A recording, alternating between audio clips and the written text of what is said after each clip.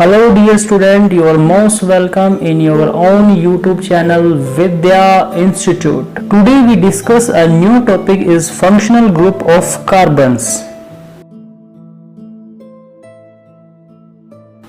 Let's start. Today topic is functional group. First of all, we discuss about a meaning of functional group.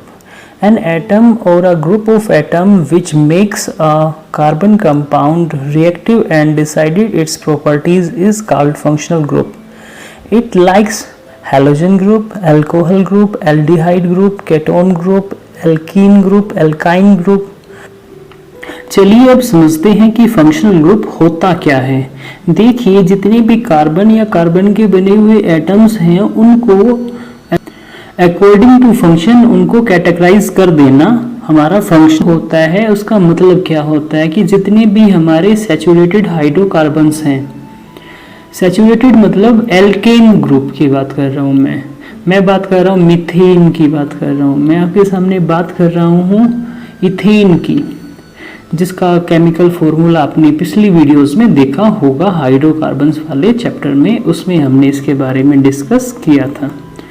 तो alkyl जो है वो क्या कहता है कि भाई जितने भी हमारे एल्केन ग्रुप है उसमें से आप 1 हाइड्रोजन के एटम्स को रिमूव कर दीजिए, उसकी जगह पर आप अदर चीजें लगाइए तो एल्काइल हो जाता है।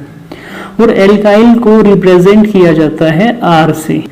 तो हैलोजन ग्रुप में होता क्या है कि जितने भी हमारे एल्केन वाले हैं, जैसे सपोज आपके पास CH4 है, उसके अंदर आपने करना क्या है कि उसमें से 1 हाइड्रोजन एटम को रिमूव करके उसकी जगह पे अगर आप उसमें क्लोरीन, ब्रोमाइन और आयोडीन लगा देते हो तो वो हैलोजन ग्रुप का बन जाता है। जैसे आप देखोगे CH3Cl तो वो जाता है क्लोरोमीथेन। अगर आप लगा देते हो CH3Br तो वो बन जाता है आपका ब्रोमोमीथेन। ऐसे ही ओडोमीथेन भी बन सकता है। तो सेम एज सभी के साथ ऐसा ऐड हो सकता है, सभी के साथ ऐसा ऐड किया जा सकता है। इसी को हम बोलते हैं हैलोजन ग्रुप्स। आई होप आपको ये चीज समझ में आई होगी। अब हम चलते हैं नेक्स्ट टॉपिक की तरफ। चलिए अब डिस्कस करते हैं ग्रुप नंबर 2 अल्कोहल ग्रुप की। देखिए, अल्कोहल ग्रुप में क्या होता है, आपको अब 1 हाइड्रोजन का एटम रिमूव करके उसकी जगह पर आपको OH ग्रुप्स ऐड करना होता है। जैसे कि आप CH4 में से H निकाल के OH अगर आपने लगा दिया तो ये बन जाता है मीथेनॉल। सेम एज आपको एथेनॉल, प्रोपेनॉल, ब्यूटेनॉल, इस तरह से नाम इसके रखे जा सकते हैं।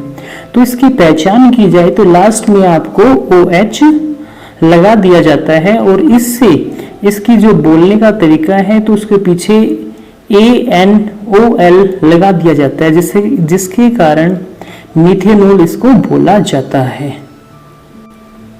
तो चलिए अब बात करते हैं नेक्स्ट ग्रुप की, जिसका नाम है एल्डिहाइड। देखिए, एल्डिहाइड जो होता है वो उसमें लास्ट में आपको CHO लगा देना है 1 हाइड्रोजन को रिमूव करके। जैसे आप उसके पीछे आप CHO लगाओगे तो आपका जो सफिक्स है वो जुड़ जाएगा साथ में AL, तो इसलिए इसका नाम क्या बन जाता है, मिथेनल। जैसे आप देखते हो भाई मिथेनल है, इथेनल है, प्रोपेनल है, तो मैं सबसे आसान आपको समझाने की कोशिश करूं तो मैं आपको एक बार एक फॉर्मूला दिखाता हूं। देखिए, जो हमारा प्रोपेन होता है, अब उसको हम क्या करते हैं, जो हमारा जो लिखने का तरीका है वो क्या है, C3H8। लेकिन अब आप इसको दूसरे तरीके से भी लिख सकते हो, जैसे कि CH3, CH2, CH3। तब ऐसा इसलिए है क्योंकि आपने जब स्ट्रक्चर को देखा होगा तो स्ट्रक्चर में पहला वाला जो आपका कार्बन है उसके साथ 3 हाइड्रोजन्स है, इसलिए इसका नाम फर्स्ट वाले का CH3 हो गया, सेकंड वाले में CH2 हुआ, थर्ड वाले में फिर CH3 है। तो होता क्या है कि लास्ट वाले को रिमूव करके उसकी जगह पर CHO लगा दिया जाता है, तो इसलिए इसका नाम हो जाता है propanal. Same as butanal, butanal का फॉर्मूला क्या हो जाएगा भाई, CH3, CH2, CH2, CHO, इसमें भी लास्ट में क्या हो गया आपका CHO लग गया, इसलिए नाम इसका क्या हो गया, ब्यूटेनल। अब बात करते हैं नेक्स्ट टॉपिक की। अब हमारा नेक्स्ट टॉपिक है केटोन्स। तो समझिए केटोन्स होता क्या है। अब करना क्या है, आपने आपके CH3 और CH3 उसके बीच में CO लगा देना है। मीन्स अब है क्या कि जैसे आपके जो मैंने अभी पीछे से आपको दिखाया कि किस तरह से CH3, CH2 और CH3 ऐसे आप प्रोपेन उसको लिख सकते हैं, तो सेम एज उसको रिमूव करने का तरीका भी होता है। तो जैसे मैंने आपको बताया कि आपको करना क्या है, अब पहले वाले और लास्ट वाले जो है मीन्स पहले वाले के सडन बाद आपने CO लगा देना है, तो उससे आपकी चेंज हो जाएगी और वो किस ग्रुप में आ जाएगा, केटोन्स ग्रुप में आ जाता है। जैसे हम बात करें सबसे पहले प्रोपेन की, देखिए मैंने अभी बात पहले प्रोपेन की क्यों की है, उससे पहले सिंगल वाला भी था, डबल वाला भी था, लेकिन ऐसा पॉसिबल नहीं हो सकता। क्यों नहीं हो सकता, उसके पीछे भी एक है, क्योंकि सिंगल के जस्ट बाद आप लगा नहीं सकते हो, डबल के बाद अगर फिर भी आप लगाते हो तो वो उसमें 3 कार्बन हो जाते हैं, इस कारण से इसका नाम हो जाता है propanone. Same as CH3, CO, CH2, CH3, butanone, same as pentanone, hexanone. तो इस टाइप से ये बन जाता है। आई थिंक आपको ये चीज समझ में आई होगी। अगर कोई, अब स्टार्ट करते हैं। नेक्स्ट टॉपिक है हमारा कार्बोक्सिलिक एसिड।